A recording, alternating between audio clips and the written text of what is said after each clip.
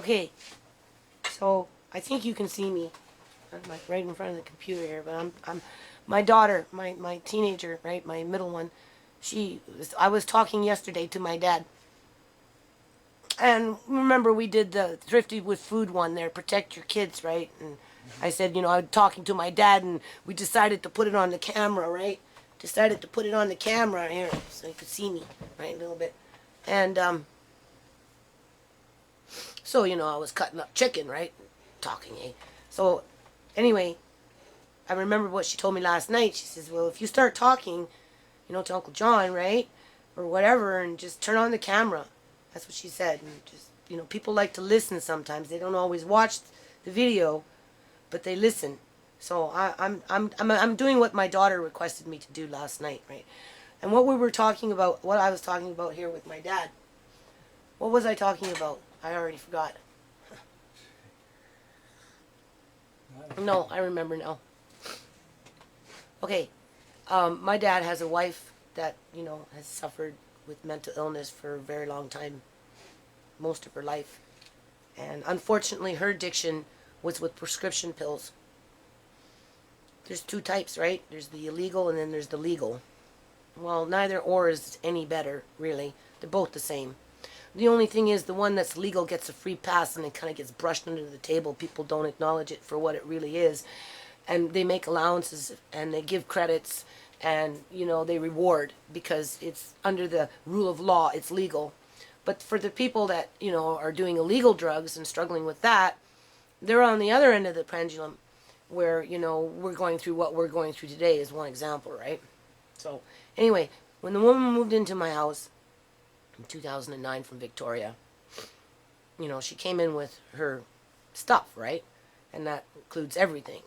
So from that point forward, we had to prepare as a family for her to die because part of her mental illness was she was always dying. There was always something wrong with her. She was going to the doctor for this, that. I mean, even before she moved in, she had died 50 million times, right? But when it's on the other side and you're talking on the phone and you hear about it, but it's not actually in your house, it doesn't affect you when it actually moves into your house. And then, you're reminded on a daily, weekly, monthly, yearly basis that death is at your doorstep. Well, this woman brought that to the house. Now, my dad is listening to this and he's being very understanding to let me share this story. So what I'm trying to say, cut to the gist of it is, with this woman moving into my house with her, sense of dying because of her mental illness, my family has had to prepare for her death, which never came or has come yet. And none of us wish death on anybody in this house. I teach my kids, don't you wish death upon anybody for whatever reason, right? But as a family listening to this time after time, it can get pretty daunting and it can get emotionally draining. And then, of course, along with that comes other issues, right, that, affects the family dynamics, right? And then you've got me in the middle hollering, telling everybody to stop fighting because, I don't want my neighbors thinking I'm freaking fucking nuts around here, right? But people don't acknowledge the work that I do because they see me as the problem. So anyway, now that Andre is gone, the first death that, even though we prepared for it to happen with my dad's wife, didn't happen. We got blindsided, thrown off into the gutter, stomped around, whipped with the hair, God knows what, and it was a baby. It was the baby in the house that died. That's who died.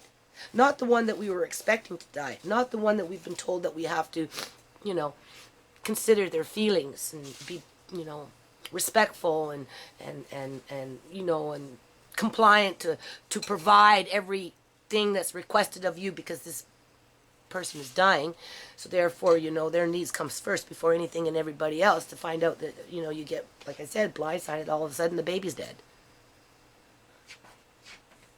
How does that make any sense? And that's what it feels like for me. So if I'm getting a little loud, disrespectful to social services, factor in my daughter with her crap, factor in the fact that she almost got murdered and kidnapped and sold into the underground sex slave, which I haven't really spoke about yet, but I will. And if I have to, I'll take it to court. And what do people expect from me? Like, how am I supposed to behave? If I act like a prude, I'm called prissy. You know, that kind with the, you know, they're conservative. They got the button right up to the top, and, you know, they got the little bun in the hair, and they got their coy little 1.5-inch heels, you know, trying to be sexy, but they know they're not, right? You know, why don't you just come out with flat heels and you'll be fine, right? People will accept you for what you are, right? Am I supposed to act all prissy and prudish? Frigid? You know? If I come out too flamboyant and really dress up and, you know, try and make myself look presentable, they say, well, you know, the way you dress isn't the way we dress, so there must be something still wrong with you, because I don't dress conservative with the nice, you know, pants, and I'm a little more like a hippie. The kids, they call me a hippie, right? Every time I drive, Mama Lynn, you look like a hippie, you're just a hippie. And I'm like, well, yeah, I guess I am. That's okay, I can live with that. I got a lot of hippie clothes, you know?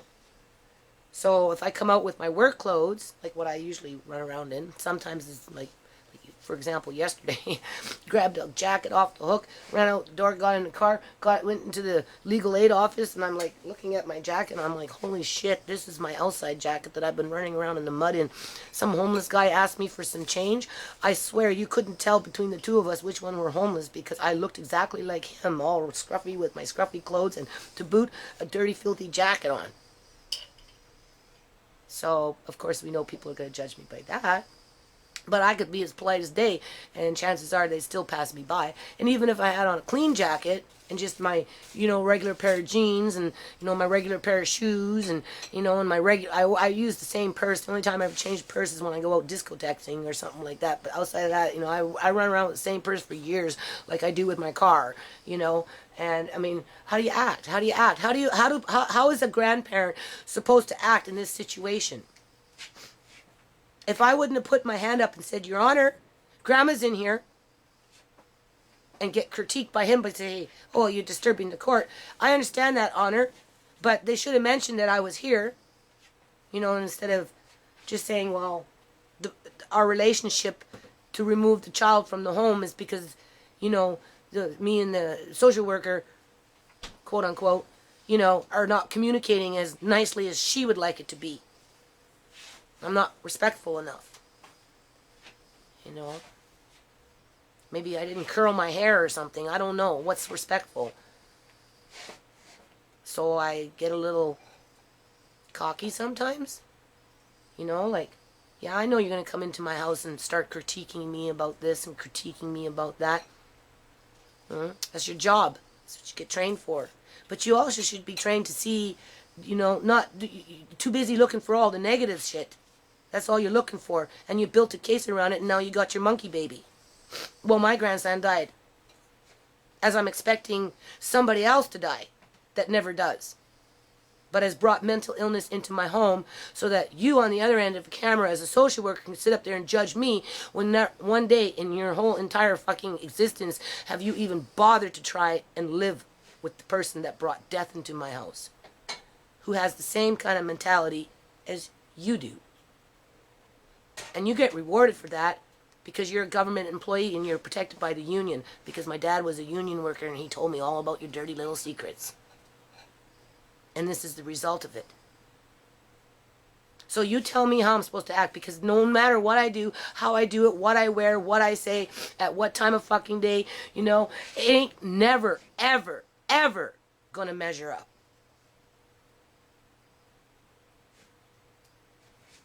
So as long as you know, I'm not committing any crimes, I'm responsible, I try to be productive even though I get kicked in the teeth all the time. I'm not going to drop the ball in the nonprofit even though I'm tired. I'm going to maintain on getting my kids through school and college for the ones that are able to do that. And for the ones that can't do that, I'm going to encourage them to do alternative programs, you know, and take different kind of, you know, find what you like. My oldest daughter wants to be a cook. Okay, well, let's work on that. My youngest daughter, well, you know, she's a little more flamboyant, right? So I was hoping I could have some time to maybe sign her up for some movie extras and stuff, because she can rap and stuff like that. But, you know, it's been kind of chaotic around here, and, you know, you need to be able to show up on time when they call, so that's kind of on the back burner. Other than that, she knows she can get a job at Boston Pizza. She's, you know, it's any day, so we just have to do a resume, and she'll find her way with that. If they got a good team at Boston, you know, Pizza, they'll look after her, and they'll make sure that they educate her how to be a good waitress and a good hostess. These are positive things. These are the things I encourage my kids to do. But that doesn't measure up, right? You know, I encouraged my daughter to do volunteer at the daycare. I paid the $20 for the security check, gave them all my information for all my kids, and then on the day that they took them, another teen stepped up to the plate and said, well, I'd really like to volunteer here. And you know, when you get two, you already, and then another one's coming, three, and then the fourth one's coming in, and then the fifth one's coming in. Guaranteed, by the end of summer, they would have had 10, 15 kids signed up to volunteer for that daycare at their discretion of the daycare when they needed those volunteers. In other words, you know, I wanted to do a little horse program, so maybe by the summer, I might have a collection box out, you know, collect a little money and say, oh, hey, little daycare, let's go take these little children and go see, you know, let's go see some horses. We're going to need 10, 15 freaking kids, depending on how big the group is. If you're coming in with a 50 little kids, you're going to need that many teens on top of the regular everyday to-day workers. I'm being realistic. But when you come in there and you use the daycare as a front to show to everybody else in the freaking neighborhood who's boss, you expect me to want to go back? You expect these kids want to go back? You don't expect that, you know, and then, oh yeah, right, it's back to me. How am I supposed to act? That's, you know, what am I supposed to do? Forfeit on my nonprofit? Don't think about building in, you know, volunteer groups for daycares that they can go for field trips, maybe provide a bus. I have legal right to put collection boxes out there. I just don't have the resources from my community to help me with that. And then I have people coming in stealing my grandchild to the point where it feels like it's a death when I've been waiting for death to happen any day. Time out. Peace out. You want me to get, or you?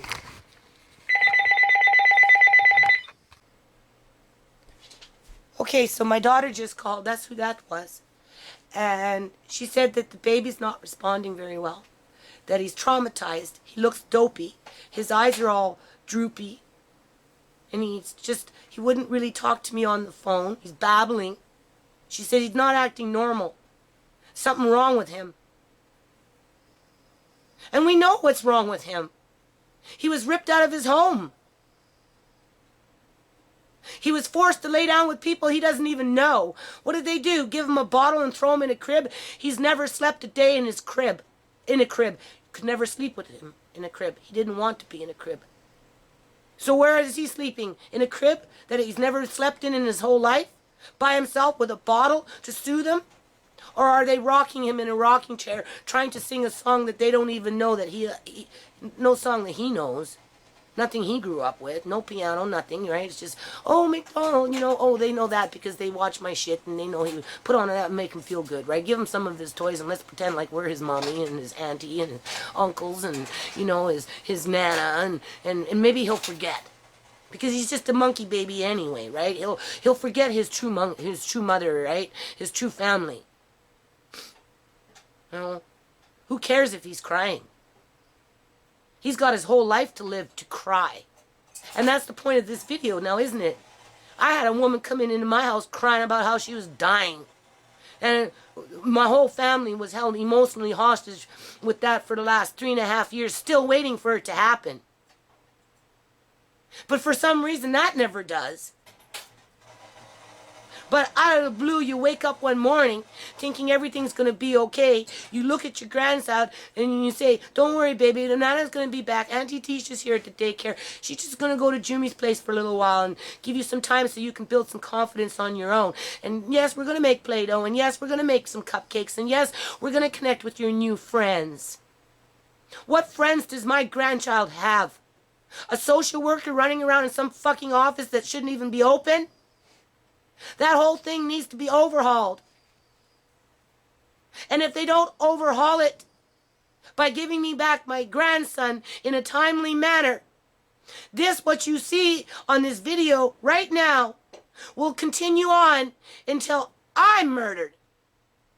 Because they almost had my daughter murdered because of this and disappear forever.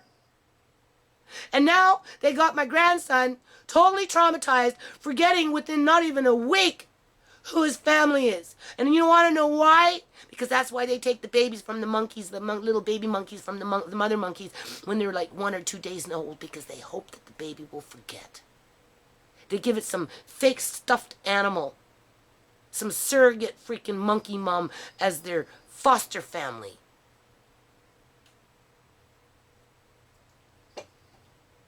Well, I wander around through my house feeling as if there's been a death in the family, because I've been prepared for this death. Only I didn't think it was going to come this way. So how am I supposed to act? Polite? Courteous? Submissive? Respectful? Please. Don't you think I don't go out in the real world and act that way with my regular contacts that I have in a day like every other human being out here has to do in a civilized world? But I don't always see myself being treated as that way. Especially when they go for the most vulnerable and say that they're protecting them from what? When he can't even respond to his Nana on the phone today because he's devastated. Oh yes, dropped him off at daycare. He looked at me. He had fear in his eyes. Nana, don't leave me. I said, that's okay, Auntie Tisha's here. You just stay for a little while, because she was staying with him. First couple of days she stayed the whole time, and then she went on her own for 15 minutes and was gone, and he was running around. He didn't really notice, but the point was he was there for himself for 15 minutes, and when she got back, everything was good. Next day, it was a little longer, and then I told her on Tuesday, look, this time you go for a little longer.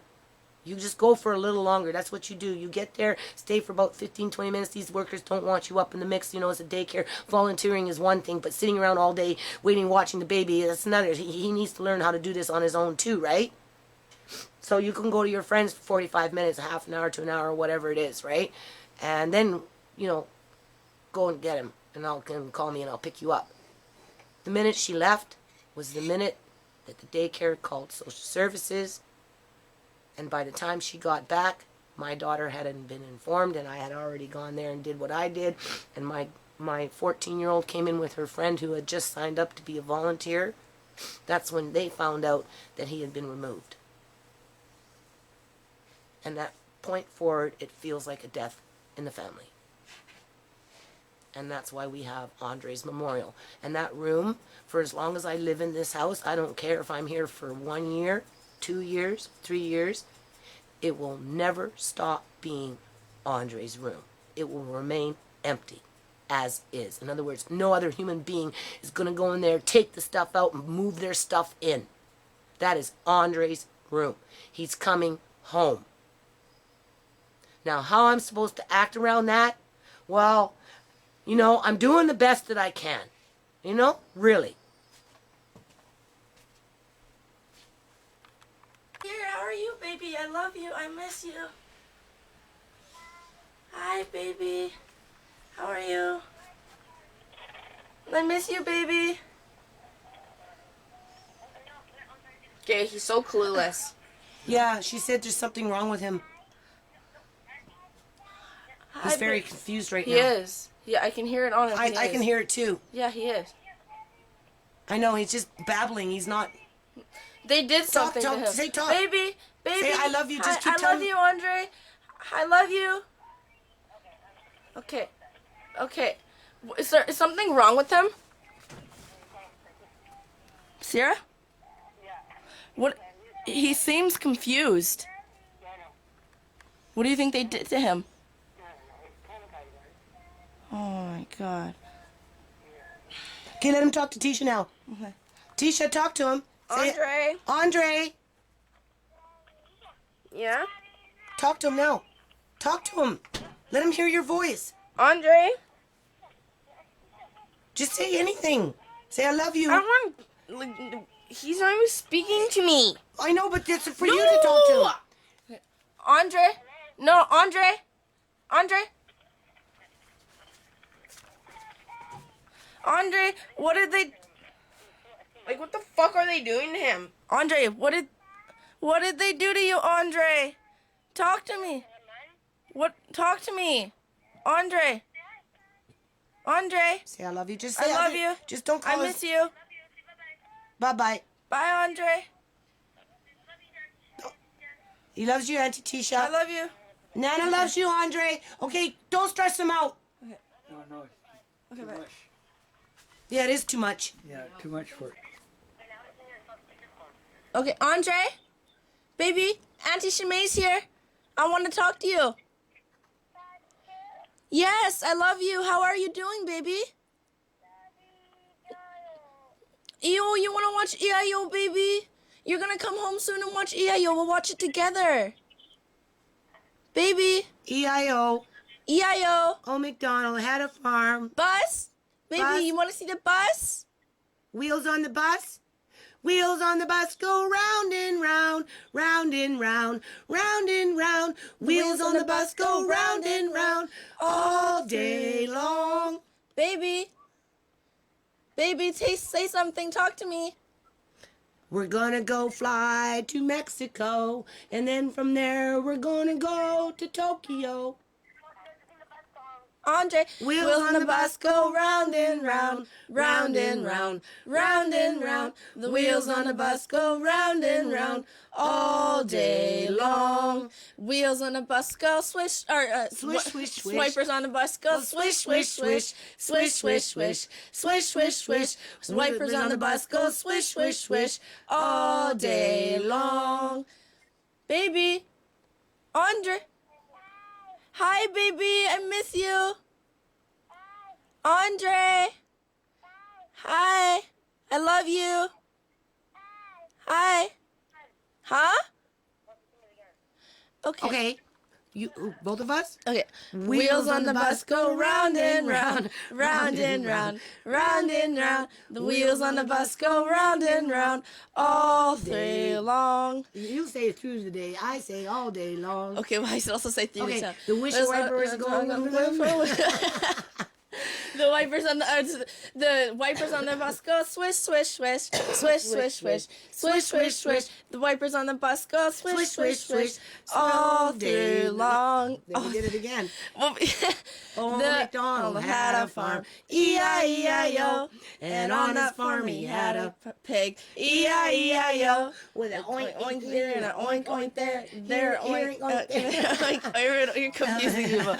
Andre, Nana loves you. What song do you want to hear, Andre? Oh, talk to Mom. See Nana. What do you want to? You want to talk to Nana now? Nana's gonna get you out of there. Nana's gonna bring you home, baby. I really am. Yeah, you need to come home, huh? Yeah. Okay, Sierra, this is too much for him now. You need to just quit and get him amused with the toys. Okay? No, it's too hard on him, Sierra. I can hear it in his voice. There you go, Christy Clark.